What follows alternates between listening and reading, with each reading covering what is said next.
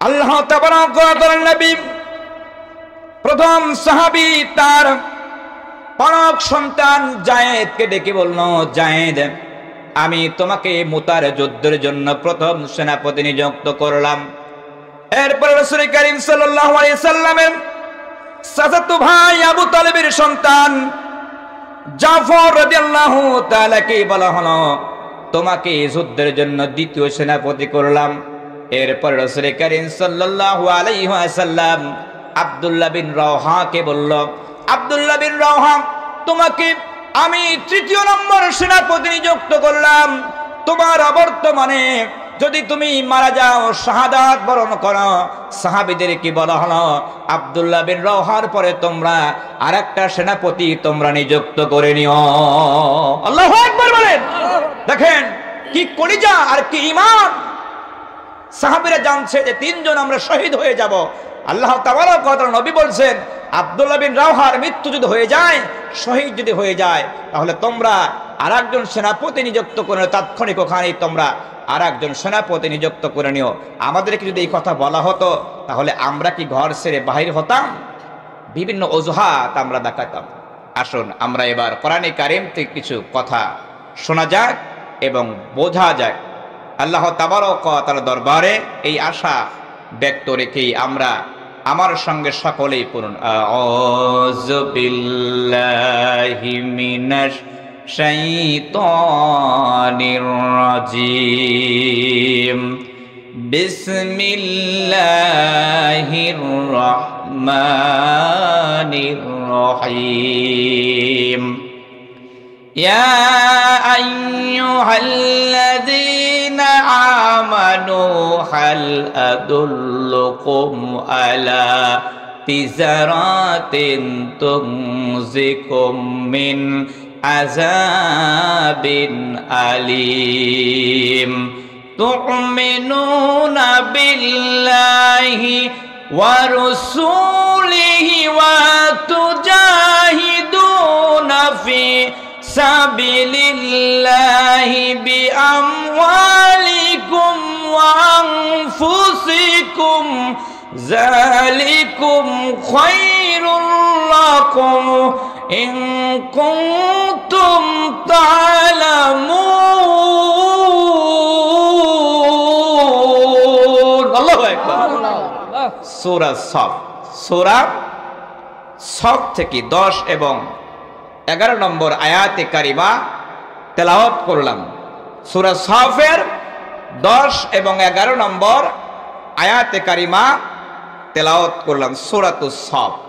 আসুন, এই কোরআনে কারিমে 104 খানা সূরা আছে। কয়খানা সূরা? 104 খানা সূরা। এর ভিতরে সূরা সফ হলো 61তম নাম্বার সূরা। কত নম্বর সূরা? 61তম নাম্বার সূরা। কোরআনে কারিমের সূরাগুলো দুই ভাবে নাজিল হয়েছে, মক্কাতে নাজিল হয়েছে এবং মদিনাতে নাজিল হয়েছে। যেই সূরাগুলো মক্কাতে নাজিল হয়েছে তাকে মাক্কি সূরা বলা হয়, আর যেই সূরা মদিনাতে নাজিল হয়েছে তাকে মাদানী সূরা বলে অভিহিত করা হয়। সূরাতুস সফ মাদানী সূরা বলে অভিহিত করা হয়েছে। এই সূরার আয়াত সংখ্যা হলো আপনার 14, রুকু সংখ্যা 2। তাহলে সূরা সফ সম্পর্কে আমরা মোটামুটি একটা ধারণা নিয়ে ফেলে দিলাম। আমাদেরকে যদি কেউ জিজ্ঞাসা করে, তাহলে সাধারণত আমরা এই কথা বলতে পারবো যে সূরা সফ সম্পর্কে আমরা যা জেনেছি এটা আমরা ইনশাআল্লাহ কিছুটুকু বলতে পারবো। এটা হলো কোরআনের একটা ক্লাস, কোরআনের একটা ক্লাস। এখানে আপনাদেরকে অধ্যয়ন করানো হচ্ছে। এই মুহূর্তের জন্য আমি আপনাদের শিক্ষক এবং আপনারা আমার ছাত্র। আর কোরআনে কারীম অর্জন করতে হয়, শুনতে হয়, নিশ্চুপ হয়ে শ্রবণ করতে হয়, যার মাধ্যমে আপনার কল্যাণ হবে। আল্লাহ তাবারক ওয়া তাআলা কোরআনে কারীমের ভিতরে বলেছেন, ওয়া ইজা কুরিআল কুরআনু ফাসতামিউ লাহু ওয়া আনসিতু লাআল্লাকুম তুরহামুন। যখন তোমার সামনে কোরআনে কারীমের শব্দগুলো ব্যবহার করা হয়, বলা হয়, উচ্চারণ করা হয়, তখন তুমি সেইগুলো নিশ্চুপ হয়ে শোনো, শ্রবণ করো। ইহার মাধ্যমে তোমার ইহকালীন কল্যাণ এবং পরকালীন মুক্তি যিনি দান করবেন তিনি কে? আল্লাহ। আল্লাহ। তাহলে আসুন আমরা যা কিছু করব কাকে খুশি করার জন্য? আল্লাহকে খুশি করার জন্য। সূরাতুস সাফের ভিতর মহান আল্লাহ তাবারক ওয়া তাআলা আমাদেরকে জানিয়ে দিলেন, ইয়া আইয়ুহাল্লাযিনা আমানু হাল আদুল্লুকুম আলা তিজারাতিন তুনজিকুম মিন আযাবিন আলিম। আল্লাহ তাবারক ওয়া তাআলা বলছেন, আমার ঈমানদাররা, হে আমার ঈমানদাররা, আমি কি তোমাদের এমন একটি ব্যবসার কথা বলবো না? ব্যবসা মানে বোঝেন তো, আপনাদের গয়হাট্টা বাজারে যে দোকানদার আছে তারা ব্যবসা করে না? তো আল্লাহ তাবারক ওয়া তাআলা ঈমানদারদের বলছেন যে, হে ঈমানদাররা, আমি কি তোমাদের এমন একটি ব্যবসার কথা বলবো না যে ব্যবসার মাধ্যমে তোমরা ইহকালীন কল্যাণ এবং পরকালীন লাভ খুঁজতে পাবে। আমরা মহান রব্বুল আলামিনকে বললাম, আল্লাহ তাবারক ওয়া তাআলা আপনি আমাদেরকে ব্যবসার কথা বললেন, আমাদেরকে আপনি বাইয়ান ব্যবসার কথা বললেন, তাহলে আমরা কি ব্যবসা আপনার সঙ্গে চুক্তিবদ্ধ করব? আমরা কেমন করে আপনার সঙ্গে ব্যবসায় সম্পৃক্ত হব? মহান রব্বুল আলামিন বললেন সূরাতুস সাফের 11 নম্বর আয়াতে আল্লাহ তাবারক ওয়া তাআলা জানিয়ে দিলেন, হাল আদুল্লুকুম আলা তিজারাতিন তুনজিকুম মিন আযাবিন আলিম। আল্লাহ তাবারক ওয়া তাআলা বললেন, তুমিনুনা বিল্লাহি ওয়া রাসূলিহি ওয়া তুজাহিদুনা ফি সাবিলিল্লাহি বিআমওয়ালিকুম ওয়া আনফুসিকুম যালিকুম খায়রুল লাকুম ইন কুনতুম তা'লামুন।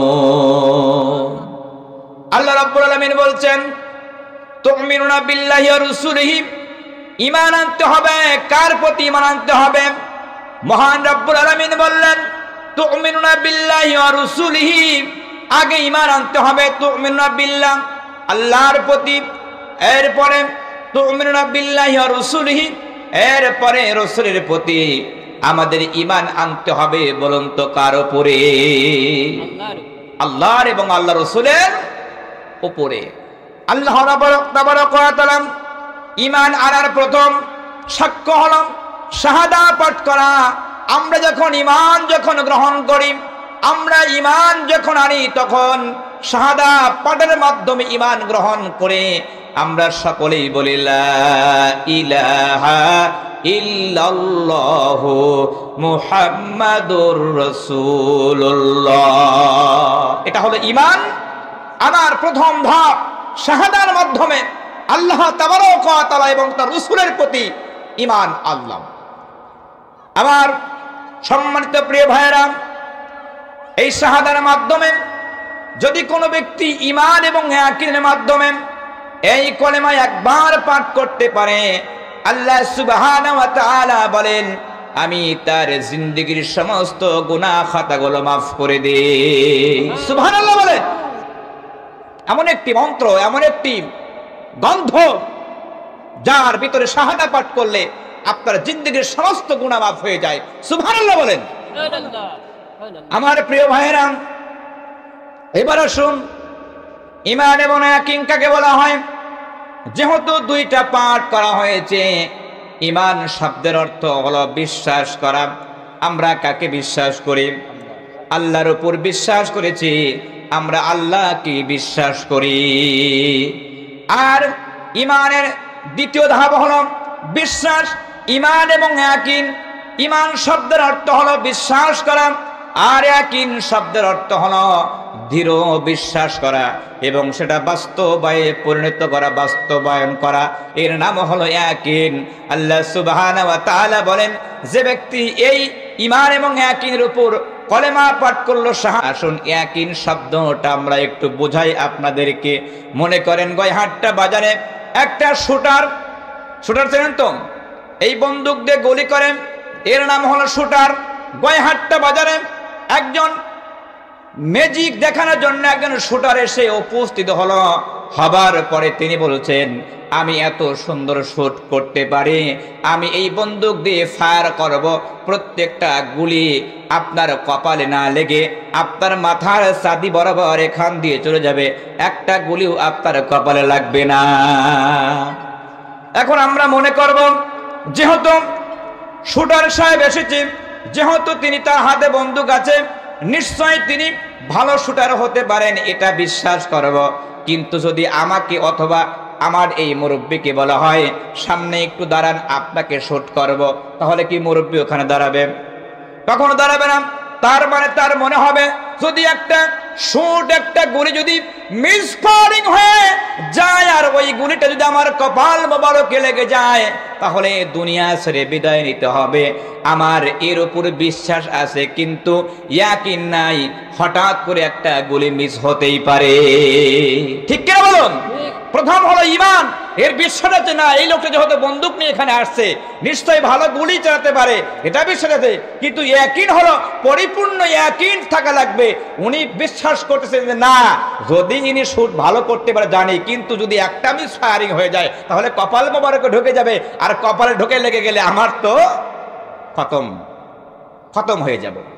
আমার প্রিয় ভাইরা, এখন এই শুটার যেরকম আমার সঙ্গে আমার একজন সফর সঙ্গী এসেছে, ওই শুটারের সঙ্গে একজন তার সফর সঙ্গী এসেছেন, তিনি আপনাদেরকে বললেন, এই যে আমার সফর সঙ্গী দেখছেন এখানে, এই সফর সঙ্গীকে আমি গুলি করব 10টা, একটা গুলিও মিস হবে না।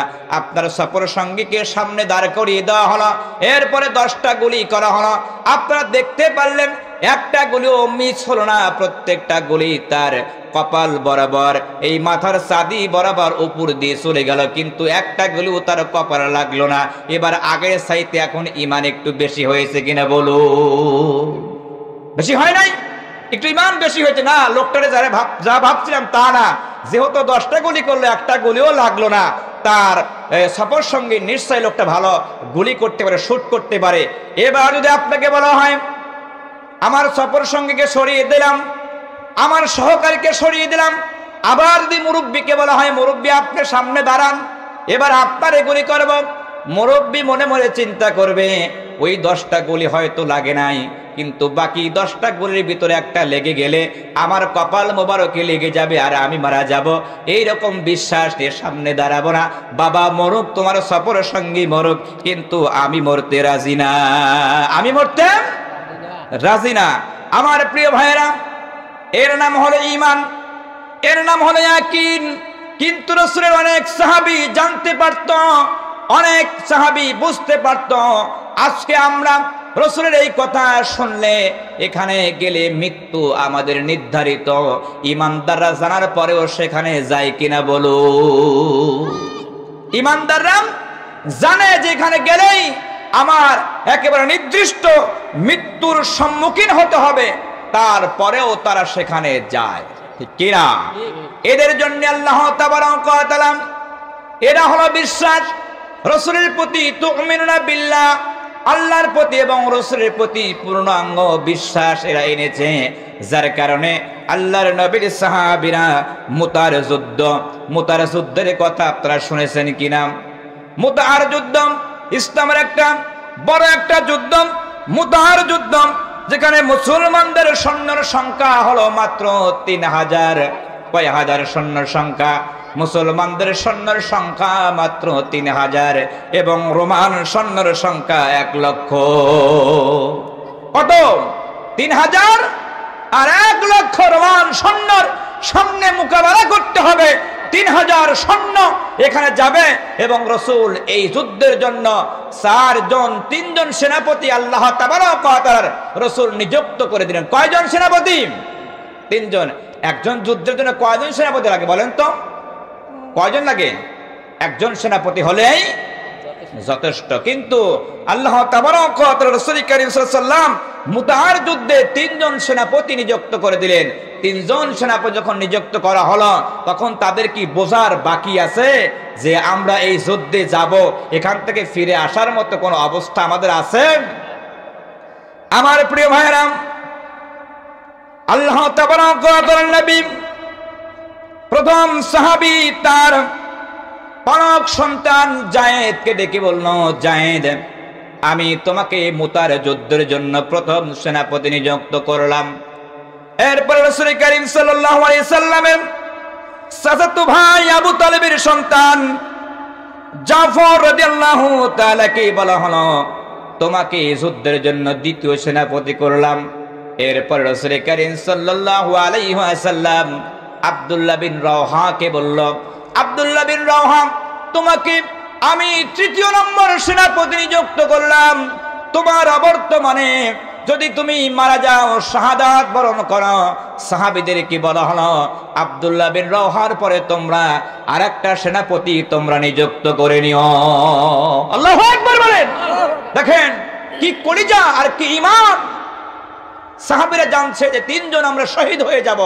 আল্লাহ তাবারক ওয়া তাআলা নবী বলছেন, আব্দুল্লাহ বিন রাওহার মৃত্যু যদি হয়ে যায়, শহীদ যদি হয়ে যায়, তাহলে তোমরা আরেকজন সেনাপতি নিযুক্ত করে তাৎক্ষণিক ওখানেই তোমরা আরেকজন সেনাপতি নিযুক্ত করে নিও। আমাদেরকে যদি এই কথা বলা হতো, তাহলে আমরা কি ঘর ছেড়ে বাহির হতাম? বিভিন্ন অজুহাত আমরা দেখাতাম। আমার প্রিয় ভাইয়েরা, রাসূলের পালক পুত্র হযরত জায়েদ বললেন, ইয়া রাসূলুল্লাহ, ইয়া হাবিবাল্লাহ, আপনি আমার বাবা, আর এই ঘরের ভিতরে, পাশেই ঘরের ভিতরে বসে আছেন আমার মা, সুতরাং আমাকে আর অনুমতি নিতে হবে না। এখান থেকে আমি যুদ্ধের জন্য রওনা হয়ে গেলাম। আমি এখান থেকে যুদ্ধের জন্য আমি প্রস্তুতি গ্রহণ করে আমি রওনা হব। আল্লাহ তাবারক ওয়া তাআলা রাসূল করিম সাল্লাল্লাহু আলাইহি ওয়াসাল্লামের চাচাতো ভাই আল্লাহ তাবারক ওয়া তাআলার নবীর সাহাবী জাফর রাদিয়াল্লাহু তাআলা, তিনি তাকে বলা হলো, জাফর রে, তুমি যাও, তোমার পরিবারের কাছ থেকে বিদায় নিয়ে আসো। হযরত জাফর বাড়িতে চলে গেলেন। জাফর বাড়িতে গিয়ে বিবিকে ডেকে বললেন, বিবি রে, আল্লাহ তাবারক ওয়া তাআলা নবী আমাকে মুতাহার প্রান্তরে যুদ্ধ করার জন্য আমাকে দ্বিতীয় নম্বর সেনাপতি নিযুক্ত করেছে, সেই জায়গায় আমাকে যেতে হবে, আমাকে বিদায় দিয়ে দাও। জাফর, আমার পরে জাফরকে সেনাপতি করা হয়েছে। আল্লাহ তাবারক ওয়া তাআলা নবী আমাকে সেই জায়গায় আমাকে সেনাপতি হিসেবে নিযুক্ত করেছে, আমাকে সেখানে যেতে হবে। জাফর তার বিবিকে বললেন, আমাকে বিদায় দিয়ে দাও, আমি চলে যাব। জাফরের বিবি বললেন, আল্লাহর কাছে দুহাত তুলে দোয়া করলেন, আল্লাহ তাবারক ওয়া তাআলা আমার স্বামী জাফরকে তুমি মুতার প্রান্ত থেকে জীবিত অবস্থায় আমার স্বামীকে তুমি সেখান থেকে ফিরিয়ে নিয়ে এসো। রাসূল করিম সাল্লাল্লাহু আলাইহি ওয়াসাল্লামের সাহাবী জাফর সেখানে দোয়া করলেন। যখন তার স্ত্রী, তিনি তখন তার স্ত্রীর ঘাড়ের উপর তরবারির উল্টা পিঠ দিয়ে মৃদু আঘাত করে তার স্ত্রীকে বললেন, আমার বিবিরে, উল্টা দোয়া করো না, আল্লাহ কখনো উল্টা দোয়া কবুল করে না। যেহেতু আল্লাহ তাবারক ওয়া তাআলা নবী সাল্লাল্লাহু আলাইহি ওয়াসাল্লাম এই যুদ্ধের দ্বিতীয় নম্বর সেনাপতি আমাকে বানিয়ে দিয়েছেন, আমার আগে একজন সেনাপতি আছে এবং আমার পরে আরেকজন সেনাপতি আছে, সুতরাং এই যুদ্ধ থেকে ফেরার কোনো অবকাশ নাই, এই যুদ্ধে শহীদ হয়ে যাব। জাফরের সন্তানগুলো হাউমাউ করে কাঁদছেন, সন্তানগুলো হাউমাউ করে চিৎকার করেছেন, সন্তানগুলো কাঁদতে কাঁদতে অস্থির হয়ে যাচ্ছেন। জাফর তার সন্তানদেরকে উপেক্ষা করে তিনি সেখান থেকে চলে আসলেন। আমার প্রিয় ভাইরা, এই কথার মাধ্যমে আমরা যারা আছি এখানে উপস্থিত আছি, তারা নিজে জান্নাত চাই, আমার সন্তানদের জন্য জান্নাত প্রয়োজন আছে কিনা বলুন? আছে না জান্নাত প্রয়োজন? আমরা নিজে জান্নাত চাই, কিন্তু সন্তানদের জন্য জান্নাত কামনা করি না। লুকমান আলাইহিস সালামের কথা আপনারা শুনেছেন, ইয়া বুনাইয়া লা তুশরিকু বিল্লাহ, আমার সন্তান শিরিক করো না কারোর সাথে, আল্লাহর সঙ্গে অন্য কাউকে শরীক করো না। আল্লাহর কাছে কথাটা এত পছন্দনীয় বলে মনে হয়ে গেল। আল্লাহ তাবারক ওয়া তাআলা কোরআনে কারীমের ভিতরে হযরতে লুকমান আলাইহিস সালাতু ওয়াস সালামের উপর আল্লাহ তাবারক ওয়া তাআলা সূরাতুল লুকমান নাজিল করে দিলেন। সুবহানাল্লাহ বলেন। যেই লোকমান এত কালো, পাও ফাটা, খাটো, যার চেহারা সুরাত এত ভালো না, একেবারে দেখতে শুনতে একেবারে মনে হয় যে দিন মজুর, আসলেও তিনি একজন দিন মজুর ছিলেন। আসলেও তিনি একজন দিন মজুর ছিলেন। তার চেহারা এত বেশি ভালো না, কিন্তু আল্লাহ তাবারক ওয়া তাআলার কাছে লোকমান আলাইহিস সালাম এত পছন্দনীয় বলে বিবেচিত হলেন। আল্লাহ তাবারক ওয়া তাআলা তাকে এত বড় পাওয়ার দিলেন, এত বড় ক্ষমতা দিলেন। লোকমান যেই গাছের কাছে যে জিজ্ঞেস করতেন, হে গাছ, তোমার দ্বারা পৃথিবীর মানুষ কোন উপকার পাবে, সঙ্গে সঙ্গে গাছ বলেতেন, লোকমান আলাইহিস সালাম, আমার দ্বারা এই পৃথিবীর মানুষ এই উপকার পাবেন, সুবহানাল্লাহ বলে। গাছ তার কথায় আনসার করতেন। আমার প্রিয় ভাইরা, আমরা শুধু দুনিয়াতে নিজে জান্নাত চাই, অথচ আল্লাহ তাবারক ওয়া তাআলা বলেছেন, কুনফুসিকুম আহলিকুম নারা, তোমরা নিজে জাহান্নাম থেকে বাঁচো, তোমার আহলকে জাহান্নাম থেকে বাঁচাও। এই যে কিয়ামতের ময়দানে আল্লাহ তাবারক ওয়া তাআলা আমরা জাহান্নামে যাব, এই জাহান্নাম আমার সন্তানগুলো চলে গেলে কিয়ামতের ময়দানে আমাদের জন্য কতই না কষ্ট হয়ে যাবে। আপনারা একটি কথা বলুন, আপনার এই পৃথিবীতে যদি কোনো সন্তান যদি আপনার পাগল হয় অথবা আপনার সন্তান যদি খারাপ হয়, তারপরেও কি আপনি আপনার সন্তান অমঙ্গল চান? অমঙ্গল চান?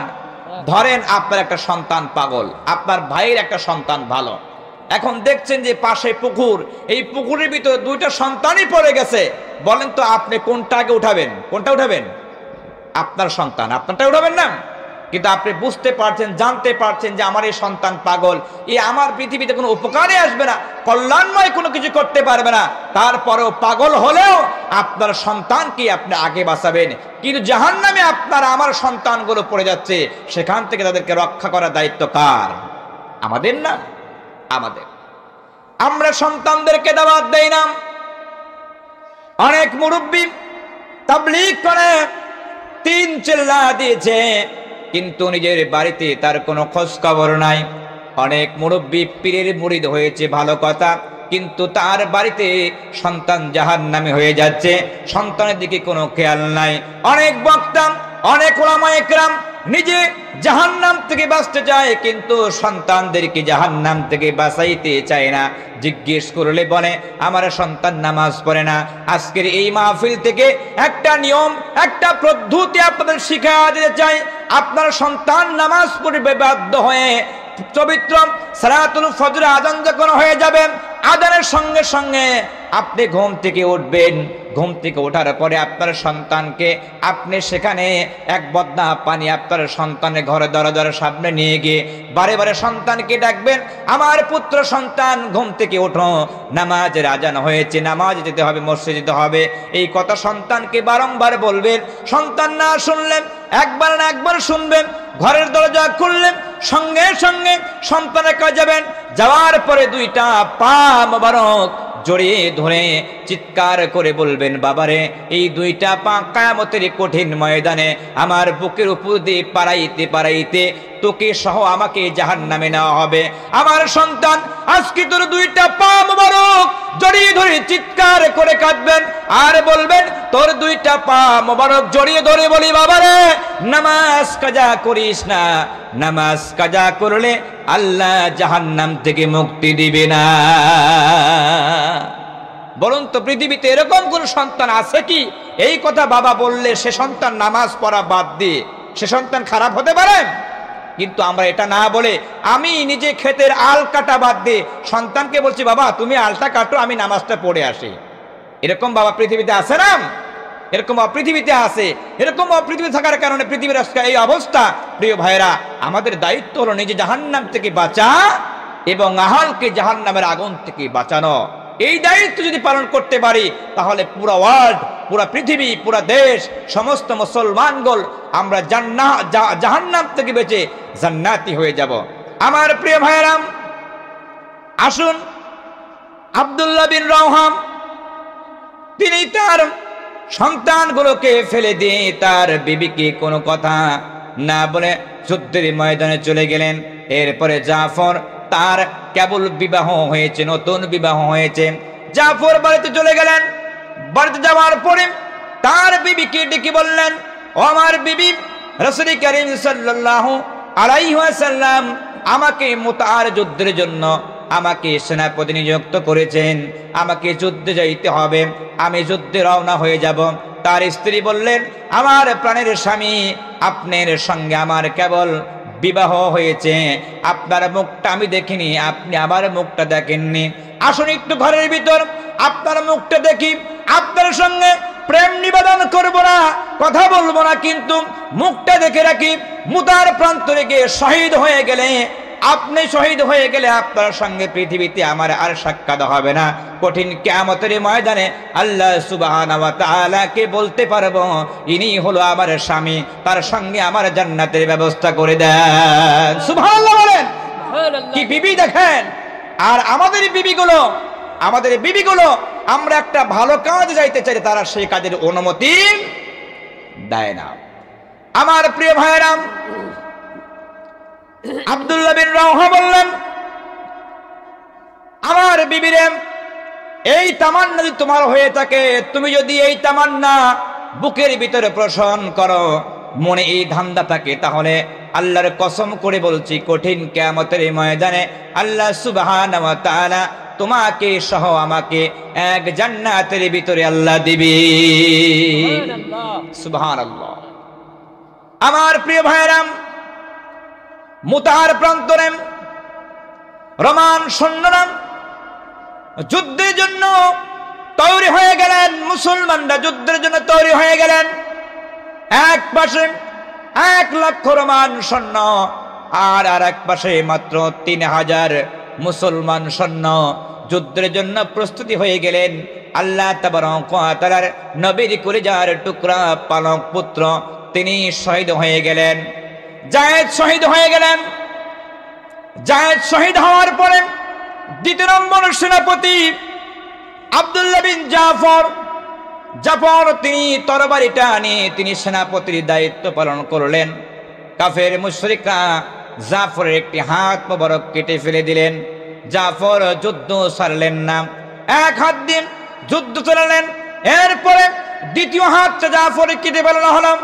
জাফর তারপরেও যুদ্ধের যে কালেমার শাহাদার যে পতাকা মোবারকটা, সেই পতাকা মোবারকটা জমিনে পড়তে দিলেন না। তার মুখ মোবারক দিয়ে, দাঁত দিয়ে যুদ্ধের কালেমার শাহাদার পতাকাটা তিনি আকাশের দিকে উচ্চ করে রাখলেন। এরপরে আল্লাহ তাবারক ওয়া তাআলার এই গোলামকে কাল্লা কেটে ফেলানো হলো। আল্লাহ রাব্বুল আলামিনের এই গোলাম যখন, এই সাহাবী যখন তার কাল্লা মুবারক যখন শহীদ হয়ে গেলেন, জমিনে পড়ে রইলেন, এরপরে তিনিও তারপরে কালেমার পতাকাকে জমিনে পড়তে দেয় না। সুবহানাল্লাহ বলে। তিনি তার মুখ মুবারক দিয়ে, তার দাঁত মুবারক দিয়ে শাহাদার পতাকা তিনি আকাশের দিকে তিনি তুলে রাখলেন। আল্লাহ তাবারক ওয়া তাআলার দিকে তাকিয়ে তিনি থাকলেন আর আল্লাহকে বুঝালেন, আল্লাহ তাবারক ওয়া তাআলা, আমার কাল্লা আমার দেহ থেকে আলাদা হতে পারে, কিন্তু তোমার কালেমার শাহাদার পতাকা তোমার জমিনে পড়তে দেয়নি। এখন আসমানের দিকে আমি আল্লাহ তাবারক ওয়া তাআলা এখনো রেখে দিই। সুবহানাল্লাহ বলেন। কি তামান্না তাদের ছিল, তারা ইসলামকে কি ভালোবাসতো, ইসলামের জন্য তারা কি কোরবানি করেছেন। আমার প্রিয় ভাইরাম, জাফর রাদিয়াল্লাহু তাআলা তার লাশটা খণ্ড বিখণ্ড করে দেওয়া হলো, তাকে এমন ভাবে হত্যা করা হলো, তার লাশের কোনো চিহ্ন পাওয়া গেল না। যুদ্ধ শেষে তারপরে সমস্ত সাহাবী ইকরাম যখন চলে আসলেন, আল্লাহ তাবারক ওয়া তাআলা এই সাহাবী তাকে আল্লাহ রাব্বুল আলামিন জমিনে রাখেন নাই। আল্লাহ সুবহানাহু ওয়া তাআলা তাকে জান্নাতের ভিতরে তাকে নিয়ে গেলেন। রাত্রে বেলায় স্বপ্নে দেখালেন, সাহাবীরা স্বপ্নে দেখলেন। সাহাবীরা স্বপ্নে দেখে জাফরকে জিজ্ঞাসা করছেন, ও ভাই জাফর, তুমি শহীদ হয়ে গেলে, আল্লাহ রাব্বুল আলামিন তোমার সঙ্গে কেমন আচরণ করলো, তুমি জান্নাতের ভিতরে তুমি ঘুরে বেড়াচ্ছ। স্বপ্নে যখন দেখলেন, জাফর বলেন, আমার ভাইয়েরা, আমার বন্ধুরা, আল্লাহ তাবারক ওয়া তাআলা জান্নাতের ভিতরে আমাকে যে সম্মান দিয়েছেন আর আমাকে যে মর্যাদা দিয়েছেন, আমার এই তামান্না আল্লাহ তাবারক ওয়া তাআলা যদি পৃথিবীতে আরেকবার আমাকে জীবিত করে পাঠিয়ে দিতেন। আর আল্লাহ যদি বলতেন তোমার পছন্দনীয় কাজ কোনটা, আমি আল্লাহ তাবারক ওয়া তাআলাকে বলতাম আবার যুদ্ধে যাব এবং যুদ্ধে গিয়ে শহীদ হয়ে যাব। সুবহানাল্লাহ বলেন। ইয়াকিন, এটা হলো ইয়াকিন। কলেমা কি বিশ্বাস করতে হবে, ঈমান এবং ইয়াকিনের মাধ্যমে। কলেমাকে যে ব্যক্তি একবার ঈমান এবং ইয়াকিনের মাধ্যমে বিশ্বাস করেছেন, আল্লাহ সুবহানাহু ওয়া তাআলা তার নৈকট্য লাভ করতে পেরেছেন। আমার আল্লাহ তাবারক ওয়া তাআলা বলেন, আমার বান্দারা তোমরা পৃথিবীতে আমাকে ছাড়া কার কাছে মাথা নত করবা? আমি হলাম আলাইসাল্লাহু বিআহকামিল হাকিমিন। আল্লাহু আকবার বলেন। আল্লাহ হলো আলাইসাল্লাহু বিআহকামিল হাকিমিন। এই পুরো পৃথিবীর ক্ষমতা একমাত্র যিনি অধীনস্থ, যার একমাত্র সুপ্রিম পাওয়ার, তিনি হলেন আল্লাহ। ঠিক কিনা বলো? তিনি হলেন আল্লাহ। আমরা তারই কাছে মাথা নত করব, তারই শুকরিয়া আদায় করব। আল্লাহ ছাড়া আমরা পৃথিবীতে আর কাউকে ভয় পাই না এবং ভয় পাওয়ার কোনো সম্ভাবনাও নাই। আমার প্রিয় ভাইয়েরা, আসুন আল্লাহ তাবারক ওয়া তাআলার এই দুনিয়াতে আমরা তার দিনকে জিন্দা করার জন্য, তার দিনের কাজ করার জন্য, আল্লাহ তাবারক ওয়া তাআলার দুনিয়াতে তার দিনকে বিজয় করার জন্য আমরা ওয়াতাসিমু বিল্লাহি জামিয়া ওয়ালা তাফাররাকু, সংঘবদ্ধ হই। আর এই সংঘবদ্ধ জীবনের মাধ্যমে আমরা আল্লাহর জমিনে আল্লাহর দিনকে প্রতিষ্ঠা করব। এই দৃঢ় প্রত্যয় রাখা দরকার আছে কিনা বলুন? আছে না? এই দৃঢ় প্রত্যয় রাখা দরকার আছে। আজকে বিশ্ব মুসলমানের দিকে তাকিয়ে দেখুন, মুসলমান, একজন মুসলমান নামাজ পড়ে, তারপরে সে মুসলমান আবার নামাজের পরে তিনি টেলিভিশনের পর্দায় বেপর্দা ছবি দেখেন। আবার একজন মুসলমান নামাজ পড়েন, আবার সেই মুসলমান গানের মঞ্চে গিয়েও তিনি নৃত্য করেন। এরকম মুসলমান আছে না? আছে। এরকম মুসলমান সমাজে অনেক আছে। প্রিয় ভাইয়েরা, আল্লাহ তাবারক ওয়া তাআলা যদি সার্বভৌমত্ব ক্ষমতার মালিক হয়ে থাকে, তাহলে আমরা অনেক সময় বলে থাকি যে সকল ক্ষমতার মালিক জনগণ, বলে থাকি না? সকল ক্ষমতার মালিক কে? আল্লাহ। জনগণ কোন ক্ষমতার মালিক হতে পারে না। জনগণ যদি সকল ক্ষমতার মালিক হতে পারত, তাহলে ভূমিকম্পন, সিডর আর বিভিন্ন রকমের সমস্যা জনগণ হাজার হাজার কোটি কোটি জনগণ এক জায়গায় হলেও এই ভূমিকম্পকে রোধ করার ক্ষমতা জনগণের আছে? নাই। কেবলমাত্র আল্লাহ তাবারক ওয়া তাআলা পারেন। তার ইচ্ছায় কোন ফায়াকুন, তার ইচ্ছায় পৃথিবীতে সব কিছু হয়। তিনি যা চান তার ইচ্ছায় হয়, আর তিনি যা না চান এটা তারই ইচ্ছায় হয়। আল্লাহ সুবহানাহু ওয়া তাআলা ছাড়া এই পৃথিবীতে কেউই কোনো কিছু করতে পারে না। আমার প্রিয় ভাইয়েরা, আল্লাহ তাবারক ওয়া তাআলা যেহেতু সকল ক্ষমতার মালিক, এই আল্লাহ রাব্বুল আলামিন আমাদেরকে বলেছেন, আমার বান্দারা তোমরা, আমি আল্লাহ সুবহানাহু ওয়া তাআলা তোমাদের যখন ডাক দেই আমার দিকে তোমরা চলে আসো। আল্লাহ রাব্বুল আলামিন বলেন, আমার বান্দারা আমি তোমাদেরকে যখন আমার দিকে ডাকি তখন তোমরা আমার দিকে চলে আসো। আল্লাহ রাব্বুল আলামিন বলেন, ইয়া আইয়ুহাল্লাযীনা আমানু তাকুল্লাহ, আল্লাহকে ভয় করো, আর ভয় করার মতোই তোমরা আল্লাহকে ভয় করো, আর ভয় করে হাক্কা তুকাতিহি ওয়ালা তামুতুন্না ইল্লা ওয়া আনতুম মুসলিমুন। আল্লাহু আকবার বলেন। আমরা মুসলমানের মতো মুসলমান হয়ে আল্লাহ সুবহানাহু ওয়া তাআলা আমাদেরকে কবরে যাওয়ার কথা বলেছেন। আল্লাহ রাব্বুল আলামিন বলেন, আমার বান্দারা, ইয়া আইয়ুহাল্লাযিনা আমানু তাকুল্লাহ, ভয় করতে হবে কাকে? ভয় করতে হবে আল্লাহকে। আর হাক্কা তুকাতিহি ওয়া লা তামুতুন্না ইল্লা ওয়া আনতুম মুসলিমুন। আর মুসলমান হয়ে কবরে আসো, মুসলমান হয়ে কবরে না আসলে আল্লাহ সুবহানাহু ওয়া তাআলা তোমাদের জন্য কখনো ক্ষমার দরজা রাখবেন না। এজন্য মুসলমান না হওয়া পর্যন্ত কবরে যাওয়া যাবে না। আমার প্রিয় ভাইয়েরা, মুসলমান হতে হলে দুনিয়ার সমস্ত অনৈতিক কাজ, দুনিয়ার সমস্ত বেহায়াপনা, দুনিয়ার সমস্ত আল্লাহ বিরোধী সকল কাজ থেকে নিজেকে ফারেক রাখতে হবে। আমি এক মুখে আল্লাহকে মানব আর এক জায়গায় গিয়ে আল্লাহর বিরুদ্ধাচরণ করব, এটা মুসলমানের কাজ হতে পারে না। এর নাম হলো টাটকা মুনাফিক। ঠিক কিনা বলো? এর নাম হলো টাটকা মুনাফিক। আব্দুল্লাহ ইবনে উবাই এর নাম শুনেছেন? একদিকে রাসূল করিম সাল্লাল্লাহু আলাইহি ওয়াসাল্লামের